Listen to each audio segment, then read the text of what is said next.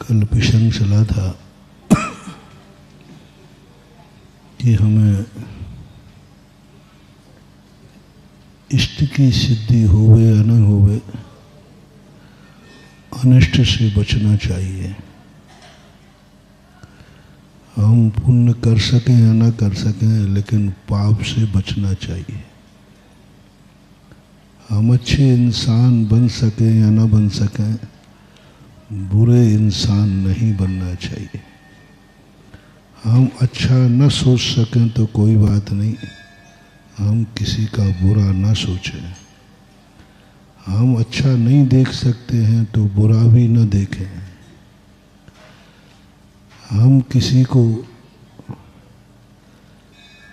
सहारा नहीं दे सकते हैं तो हमें किसी को धक्का भी नहीं देना चाहिए।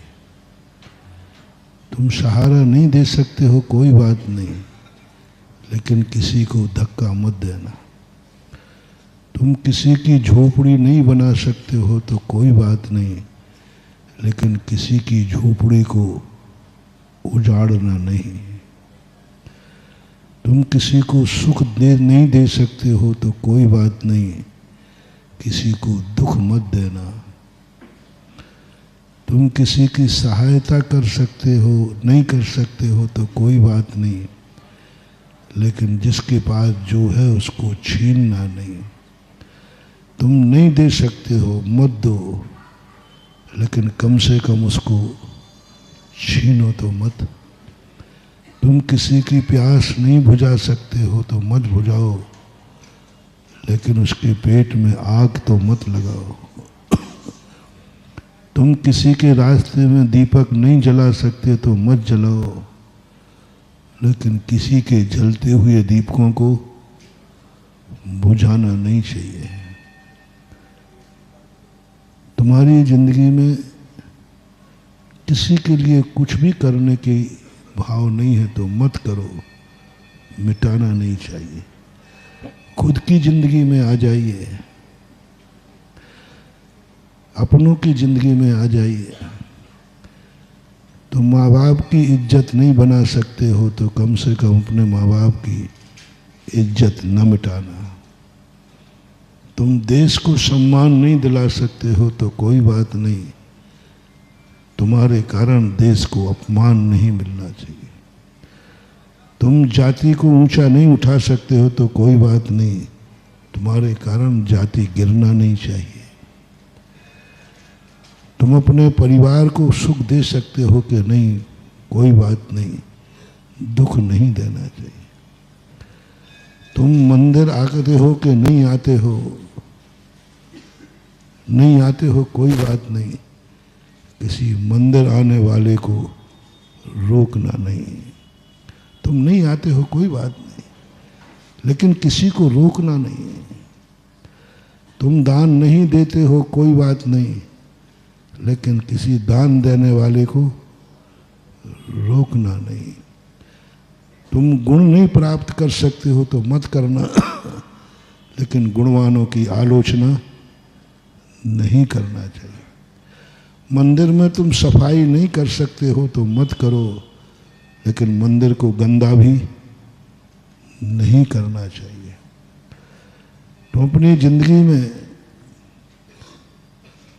धर्म नहीं कर सकते हो, चारित्र नहीं पालन कर सकते, कोई बात नहीं, लेकिन किसी को धर्म से भ्रष्ट मत करना। तुम रात्रि भोजन नहीं त्याग सकते हो, मत त्यागो, लेकिन किसी त्यागी को खिलाने का भाव नहीं करना चाहिए। तुम गुटखा नहीं छोड़ सकते तो मत छोड़ो, लेकिन नहीं खाने वाले को खिलाने का भाव नहीं करना। तुम जो कुछ भी करते हो वो तुम करते हो, करो या नहीं करो मैं नहीं कह रहा हूँ, लेकिन उस कार्य में, किसी बुरे कार्य में दूसरे को शामिल मत करो। तुम भ्रष्ट हो रहे हो तो हो जाओ, कोई बात नहीं, लेकिन तुम किसी दूसरे को भ्रष्ट मत करना। तुम डूब रहे हो तो डूब जाओ, कोई बात नहीं, लेकिन किसी साथ में किसी दूसरे को डुबो मत देना। और कहीं ये गलती ना हो जाए कि तुम्हें बचाने वाले को ही तुम डुबा दो। तुम उसी को मिटा दो जो तुम्हारी रक्षा कर रहा है, उसी को मिटा दो जो तुम्हें बचा रहा है, उसी को लूट लो जो तुम्हें पाल रहा है, उसी को लूट लिया जो तुम्हें पाल रहा है। सबसे बड़ा पापी, और सबसे बड़ा पापी वह है जो भाई भाई को लूट रहा है। डाकुओं की गणना समझना, तुम उसे पापी कहते हो जो डांका डालते। सबसे बड़ा पापी वह है जो नौकर होकर के मालिक को लूट रहा है। उससे भी बड़ा पापी है जो भाई भाई को लूट रहा है। उससे भी बड़ा पापी है कि बेटा बाप को लूट रहा है। बेटा बाप को लूट रहा है, बाप की कमाई को, बाप की संपत्ति को लूट रहा है। लुटेरा किसे कहते हैं? जो दूसरे की कमाई को जबरदस्ती लेवे, डरा के धमका के एन कैन प्रकार जो संपत्ति लेता है, डाकू की परिभाषा यह है।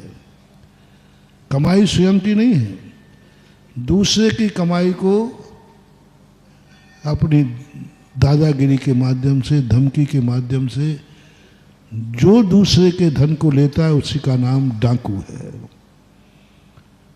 तो वो डाकू तो है ही। तुम घर में तुम्हारी संपत्ति है कि पिता की संपत्ति है, वसीयत, और तुम पिता की संपत्ति को राठौड़ी पर ले रहे हो, धमकी दे रहे हो, कोर्ट केस कर रहे हो, झगड़ा कर रहे हो। संपत्ति तुम्हारी नहीं है, पिता की संपत्ति है, और तुम उसको जबरदस्ती कर रहे हो। तो तुम उस डाकू से भी बड़े हो जो डाकू कुछ भी नहीं है फिर भी चोरी कर रहा है।